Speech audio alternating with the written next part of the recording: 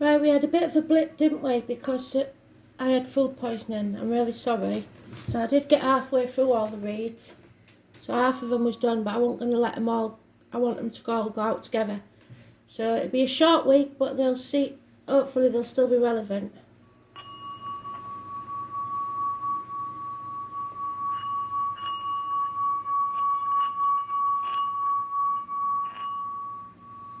Sorry if you can hear the fan, but it's really, really hot. So, what we're doing then? Who's next, Spirit, please?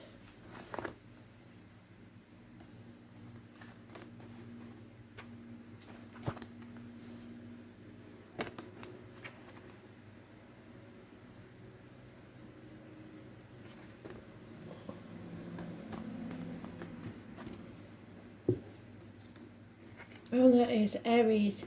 And you're in the reverse again. We just got you right, and then you start, don't you? So, Aries, lack of self-esteem. Watch your head and face injuries. For the lads, it's cutting yourself shaving, at the very least. I'm going to find you one card. From each of these. And I'll see if I can find me Light Seer's deck. The Sun, Spirit. So the number 1, which is you again, I am. That's your mantra.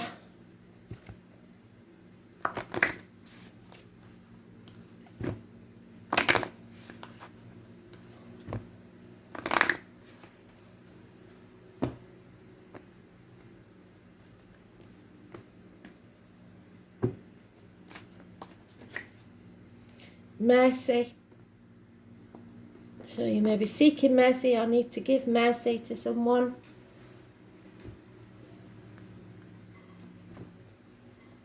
Oh my God, this card is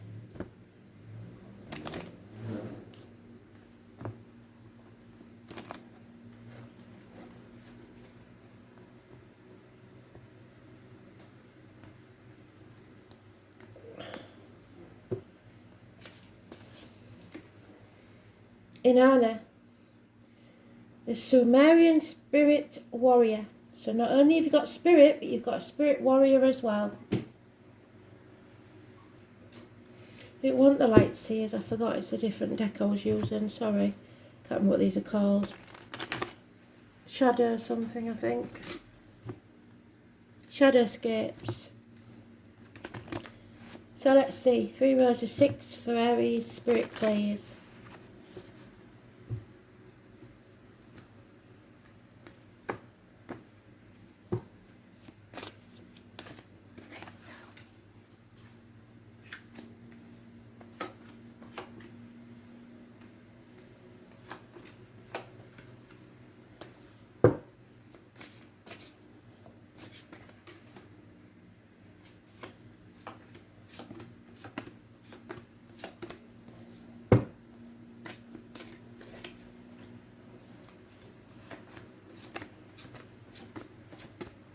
The overall energy is the moon.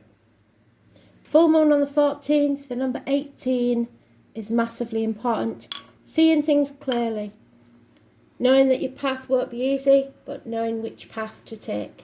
When you've been torn between 2 jobs, 2 people, 2 situations, or not knowing which way to turn. So the situation is the lovers. This could be the love of a lifetime. It could be siblings, it could be communications, it could be anything to do with hands, arms, shoulders. It's the 6 or the 24, massively important. A choice. A choice that becomes clear. You're no longer sacrificing yourself for someone who's ungrateful or isn't giving back. So you're putting your boundaries in place and learning to say no. But in the process, you know that it will leave you lacking financially, possibly Your self-esteem is at an all-time low. You've got to know that your time hasn't been wasted. You've learnt some valuable lessons. 7 years. Number 12 in a Pisces is positive energy, sorry. The 6 or the 24 is positive energy. So starting to put your boundaries in place and learning to say no. Blimey O'Reilly. In your personal life, Spirit are giving you the strength and the courage to battle those demons within and without. Possibly a power struggle, possibly to do with a Leo. The 8 or the 26, massively important in a positive way. It's karma. It's the heart and back healing. Then we have the Hermit, realising that spirit is more important than money. So maybe walking away from everything you've known or believed to be true, to follow your true path. The 9 or the 27, massively important in a positive way. It is spirit telling you they are holding their light up to guide you so you do not stumble and fall, and that you will not be walking this next part of the journey alone. Someone in spirit or the flesh will be walking with you. So the 8th or the 9th, so as it is today or tomorrow, is massively important. Or those born on that date, wherever you see those numbers. The 13, however, is negative. Somebody is staying in their safety zone. Scorpio energy. It's the reproductive organs and shared resources. You cannot transform unless you're willing to shed that skin, to walk away. How others see this, or the external energy, is that you've got to fight for what you want. That there will be arguments with a female, an important female in your life, but nothing can grow in barren lands. There could be a failed pregnancy, lack of abundance, or something to do with the military, May the 31st, November the 11th. Somebody here is holding on too tightly to finances, like I said, greed, power struggles, stubbornness, 4 years. Work, it looks like you're moving on from stormy waters to calmer ones, leaving the baggage of the past behind. Something hasn't paid off, or something new may not pay off, and that's what you're frightened of. You want to move on, but you're frightened that the new venture may not pay off. And fear is holding you back, so you're putting it off until tomorrow. The 22 is negative. Your wishes and dreams, this partnership, this bond, whatever it is, siblings, partnerships, whatever it is, there is soulmate energy. But the tower has to tumble. The 16 is positive energy. It will be a blessing in disguise. You need to let things crash to the ground. That tower has become a prison. There will be arguments, accidents, losses, possibly within the home, financial ruin, the loss of a home maybe, electrical and water problems. Turn off your straighteners, don't leave candles unattended, and watch for leaks. But you must let something go, and you won't want to, but it will be a blessing in disguise, because when you do, the world is your oyster. A chapter is over and a new beginning is taking place, but that's what you fear, is the new beginning. So 21 is positive. It's an end of a chapter. So you have a choice to make, and you're confused as to which option may be. Something from the past may have to be revisited, bad memories, child abuse, and something hasn't paid off, teamwork. 3's a crowd. So somebody's not working as a team anymore. Something hasn't paid off as it should. So then we have Spirit, which is Aries energy, the first. You are the first sign in the zodiac. And it's the first place.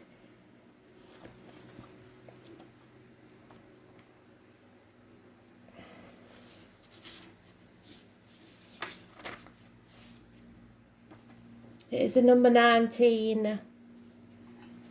There is a vitality, a life force, an energy, a quickening that translates through you into action, because there is only one of you in all time. The name Martha or Graham may be important. The sun is the centre of our lives, just as it is traditionally in the astrological chart. And that is why the placement of the sun is the most significant. The sun is our spirit, our personality, and it represents, along with Uranus, the animated flash of life. The sun signifies who we essentially are, and you've forgotten it. It is also the need to express who we are. In ancient beliefs, the sun is Amun-Ra, the god among all gods, whose name leads to Amen, the word at the end of a prayer. So you may have been asking Spirit for something. They are answering your prayer, should you choose to take it, but it's not going to be easy. The sun rules over the conditions of our bodies and is the return to light, the ability and dynamism. The sun is our strength and what we put our focus on. It's no surprise that the sun clearly people venerate, then developed into a life-giving creator. The sun is also the universal spark called spirit, mentioned more than once, that enlivens our bodies. It is our strength. The sun is the desire to bring on the outside what exists on the inside. It is a life made manifest. The sun says more than any other planet, I wish to live and I want to thrive. The sun card presents itself in a spread. It adds an encouraging spin to any reading. The sun is all that is good. It is the positivity that trumps anything negative. All eyes are on you now. It's your choice. You have the strength and the power to get things done. All things that are truly meaningful are starting to happen now, and you are now in a place to lead and inspire. It is through the sun's inspiration and creativity that will enable you to make things materialise. Something is coming to light. This may be at the front of a group, or on a stage, or just in the way you lead with confidence. The sun card gives an emphatic yes to your reading. Another meaning behind this card is that the summer months are relevant. Summer may be when the wished-for event occurs. Parties, events which emphasise creativity and fun. Children and childlike adults all figure into this situation. This card also implies an aptitude for acting, or just a period where your dramatic ability and creative leadership could greatly benefit your mission. You may find yourself singled out, perhaps in a dramatic situation, something that may rock your world, where you need to show your skills in some impromptu way, such as giving a speech or teaching a class. It is also a time of generosity and laughter. The spotlight shines on your life. What you are doing now is being noticed, and if you're not used to this, you may react with aloofness. Avoid foolishness, immaturity, and any lack of organisation during this time, or this matter will fall apart at the seams. But all in all, this is a progressive, energetic card and foretells of prodigious things on the horizon. This card indicates that matters will be going your way, but leadership and courage on your part will be necessary. It's time to act and take your place in the sun. You must also show mercy. To develop the quality of mercy, forgiving yourself and everyone around you. Be magnanimous and see the good in others, and give them the benefit of the doubt. Open up to compassion, but most of all, access the wisdom within that recognises the divine in every creature. When you temper your attitude to others with mercy, you offer them grace and a way to back out gracefully. You spread much light and joy and freedom and empower others to find the good in themselves. Choosing this card may mean that the angels of mercy are offering you release from your pain and difficulty. It's up to you whether you accept it graciously. Be merciful on yourself and others. And then we have Inanna, the Sumerian spiritual warriors.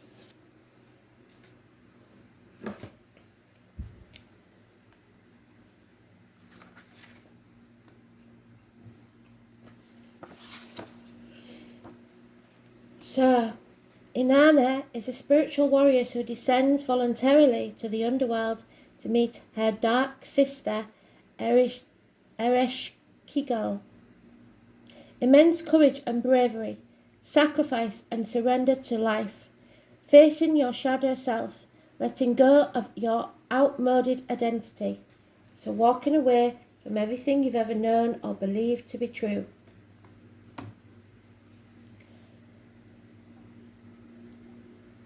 Being stripped of all illusions and facing the whole truth. Join Inanna means that you are going to go on a journey of self-discovery, whether you like it or not. This can sometimes be brought about by a disaster of some sort, which means change. Alternatively, you may decide independently that the time has come for a change, because if you don't make the change that's necessary, Spirit will make it for you, and make space in your life to go on your spiritual quest. However you begin it, what is certain is that you will emerge from that journey changed in the deepest aspects of yourself. You will have faced the void and emptiness and survived, having come to know yourself in a deeper way. This will require great courage and sacrifice on your part. Let Inanna, who has walked this way before you, be your guide. For someone's been in that hell that you think you're going to be in before, and they will help you.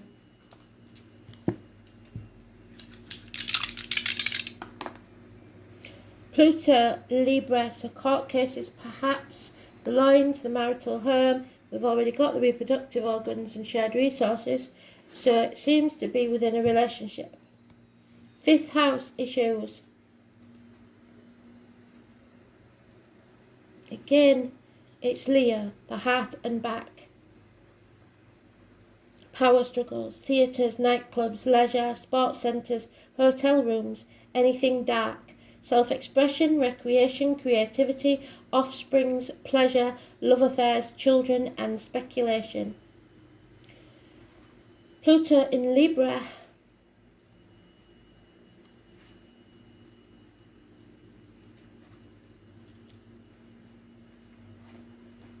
Pluto is about Scorpio, Taurus, and it's the future is unknown. There's so many planets in Pluto. Pluto and Libra challenge the basis on which our social structure and relationships were built.